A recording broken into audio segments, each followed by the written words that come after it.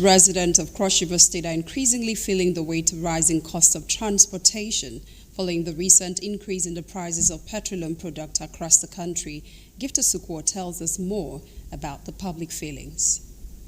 Standing here in Calabar Metropolis along one of the busy roads in the city, commuters says the situation is becoming difficult to manage and are calling on authorities in Cross River State to step in and help regulate transport fare.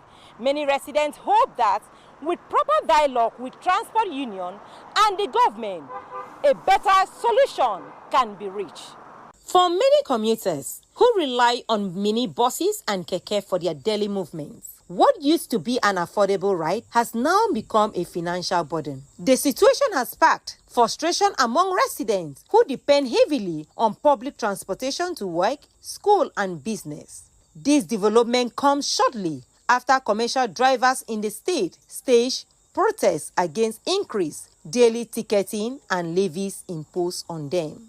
During the protests, drivers in the state appealed to the state government to reconsider the rising operational costs that were affecting their livelihood. In response, authorities eventually reduced some of the charges, a move that drivers initially welcomed as a relief. However, the continued high cost of transportation has therefore created tension between drivers and commuters in different parts of Calabar Metropolis. Speaking with some commuters, they lamented that despite government intervention, drivers still increase fares to nearly twice the usual amount. I don't know what is happening in fuel issue. Now, you enter motor from place to from junction to junction. They say it's 200, 300. It's not supposed to be like that. I don't know what they are doing about it. Let them stop all those things, or let them do something so that all those transport fares, because on a very good day, you just wake up, see that everywhere is running up and down. People will be running up and down. No bus, no transport. Everybody will sit at home. If the government are actually concerned about the interest of the masses, they should try to go back to the roots and see how things were done and why the sudden difference from how things were back then and how it is today. From Army Junction to T Junction in Keke is 150 we do pay. But 2 years ago it was 15 naira. Then from Army Junction to Iyata, where my church is, I pay 300, 400. That is what I pay every time. So I beg, I'm pleading with the government and the states, they should do something. Drivers, on the other hand, argued that the situation is caused by increase in pump price, resulting in the upward review in transportation fares. Fuel now, they have added additional 440 naira to the fuel per liter. So that's why the transportation is going high. But I believe once they reduce the fuel price, everything will come back to its normal price.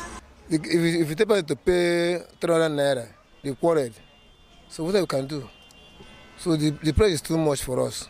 The Commissioner for Transportation, Pastor Ekpenyo Ene, who spoke on the critical issue of transportation, dropped a hint that the Cross River State Governor, Prince Basiotu, is putting measures in place soon to tackle this issue with purchase of electronic cars. We had preemptively looked into the situation, and His Excellency had a buy-in to the fact that we need to be proactive in coming up with measures that will ameliorate this suffering.